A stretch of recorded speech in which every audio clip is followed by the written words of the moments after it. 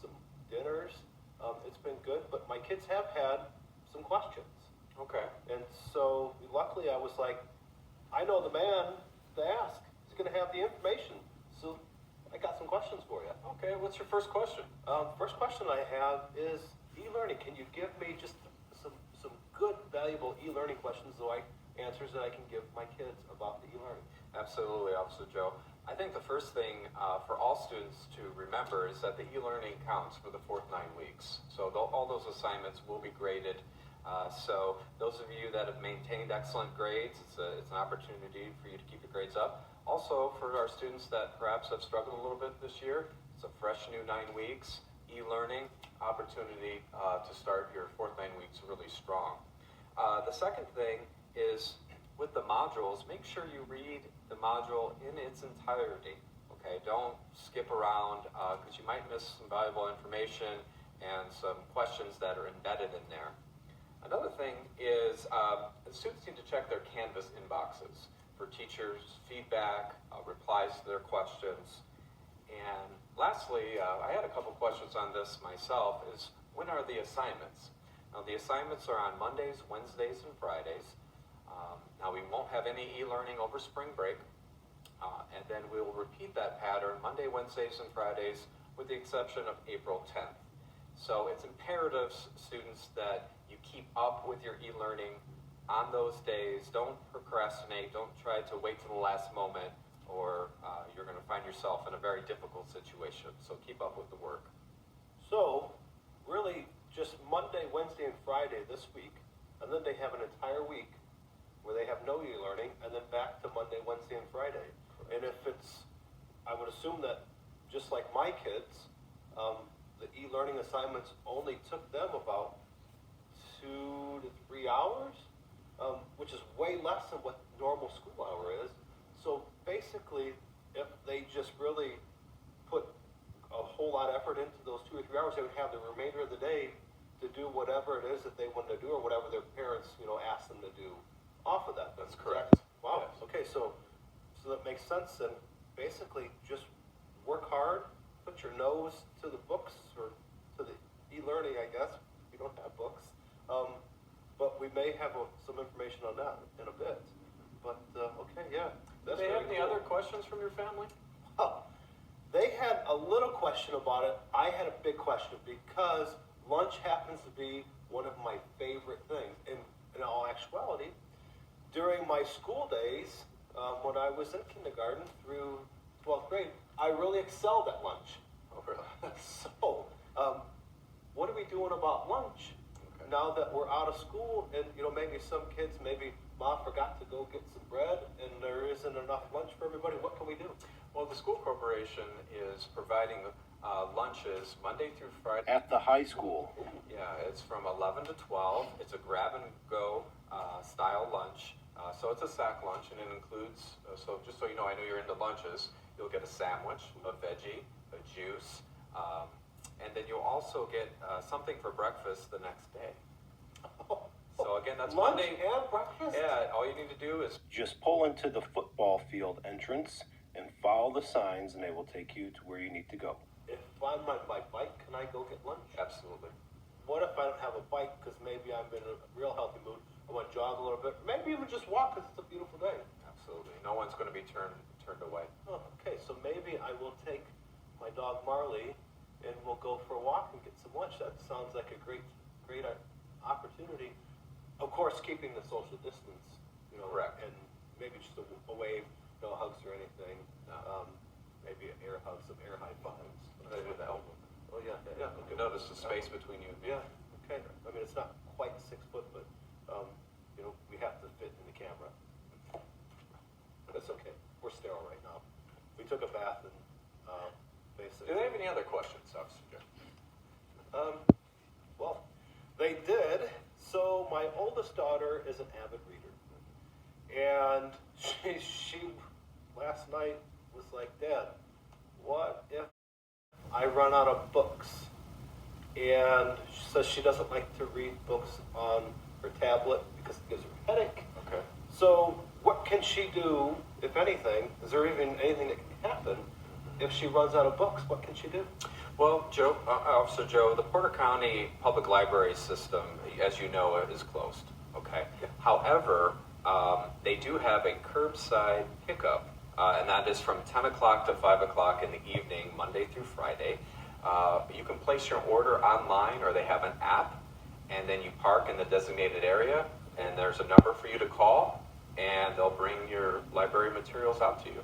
So is that like at our Westchester Correct. branch, which, Yes. if you're not sure where that's at, that's going to be located between 2nd and 3rd on Indiana Street, which is just off Broadway. So basically, if you know where Red Cup Cafe is, which Red Cup Cafe makes some fantastic breakfast, excellent coffee for those that you drink coffee.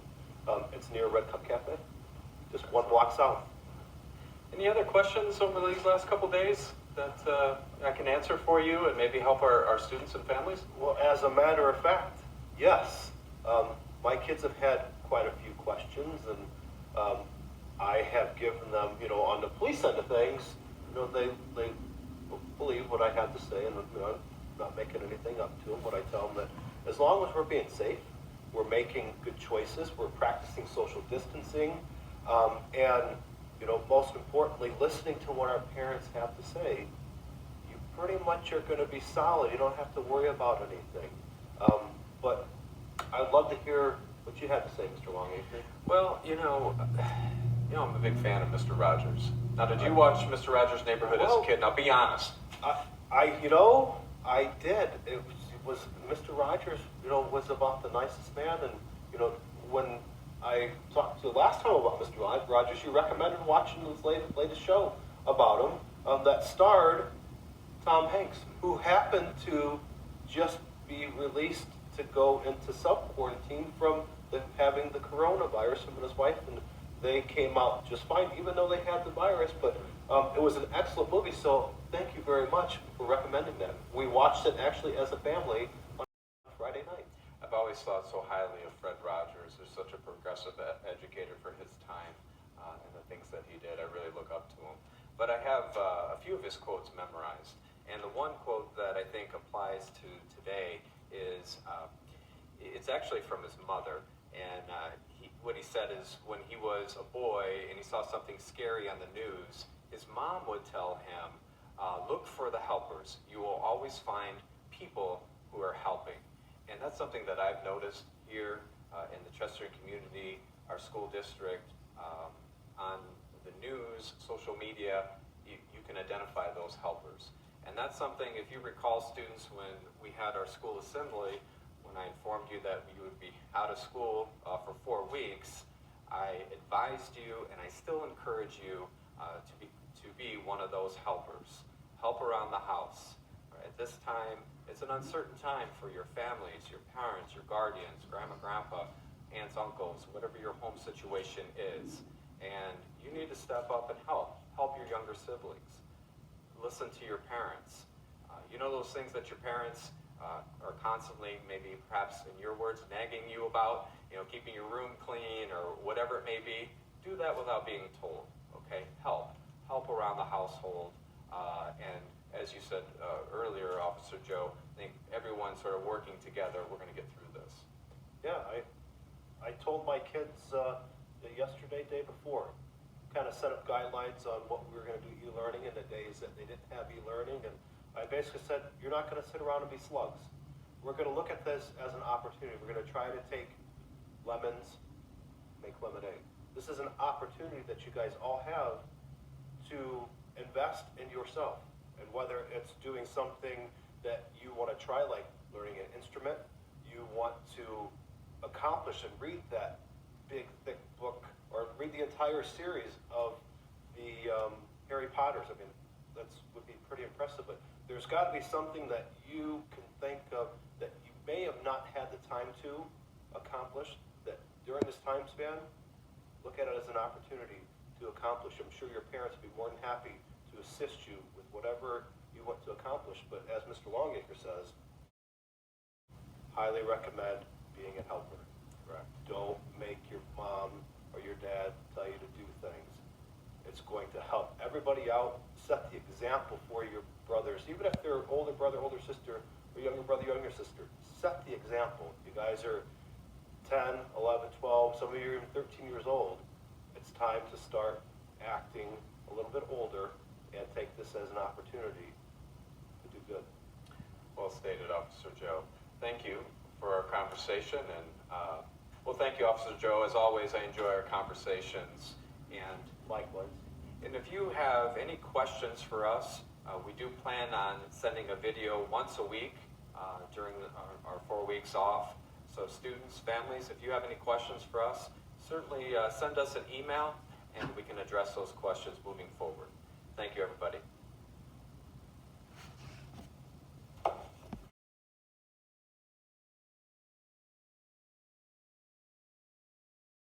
Stuck at home. Being stuck at home is no fun, so we're going to try to do a few things to hopefully help you remember what it was like when you were at school. I mean, it seems like such a long time ago. It was only a week ago, but it's going to be a little bit longer. So we're going to make videos. Mr. Longacre and Officer Joe and I will be making videos for you each week. So what I want to do is I want to start off first with making sure that everyone who has a birthday during this time, we don't want you to miss out on getting your birthday announced. So here are the birthdays that we celebrated since last Friday. On St. Patrick's Day, we had Fernando Garza, Amaya Thomas, Mia Thomas, Elena Johnson, Alexander Kozinski, and Gage Martin. They were all on the 18th. Landon Belsha, Kylian Hill, Jackson Leisure Bender, and Caesar Salas were all on the 19th. If I'm mispronouncing your name, I apologize. I don't mean to. I'm not doing it on purpose.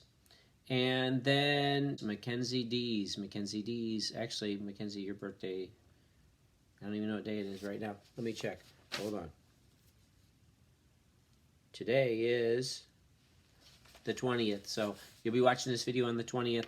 So actually, Mackenzie, you've got a birthday this weekend. So Mackenzie, hope your birthday is amazing. Even though you're stuck at home, I hope it's amazing. All right, so now the next thing, I'm going to do 3 questions since I'm the only one here in the house. I'm going to go ahead and interview myself, and then hopefully I will get another teacher to let me interview them via whatever video. We'll figure out some way to do it. So I'm going to ask myself some questions, and we'll see what the answers are. Okay, here we go. Could you introduce yourself and tell us a little bit about yourself? Okay, well, a little bit about myself. My name is Mr. Doolin, and I live here in Chesterton, and I have a yellow lab and a dachshund. Awesome. Okay, here's some this or that questions. We're going to give you 3 of them. Can you give us the answer that you think best portrays you? Would you rather have blonde hair or brown hair? Seriously? You're going to ask me a hair question? Sorry, I didn't write these questions. Would you rather watch sports or play sports? Oh, definitely. I prefer to play sports more than watch sports. I will watch sports if given nothing else to do. And I do work for the Cubs, so I do get to watch a lot of the Cubs games. But I prefer to play sports. I still play baseball on a traveling team. And I'm going to keep playing until someone drags me off the field because I love it. I love sports. And finally, would you rather ride in a car or on a motorcycle? That one's pretty easy too. I had a motorcycle when I was a teenager, but I was never a big fan. I prefer a car because the reason I always give that is because I love controlled chaos. And I love roller coasters because they're definitely controlled chaos. I mean, it's crazy on a roller coaster, but it's on a track. You know that you're going to be safe for the most part when it gets through its whole run. Motorcycles to me they're just too much room for error, and so I'm not a big fan of motorcycles. I would much prefer to be in a car. So fascinating stuff there, Mr. Doolin. You really gave us a lot to think about. Take care. We will see you soon. Get your e-learning done. See you next week.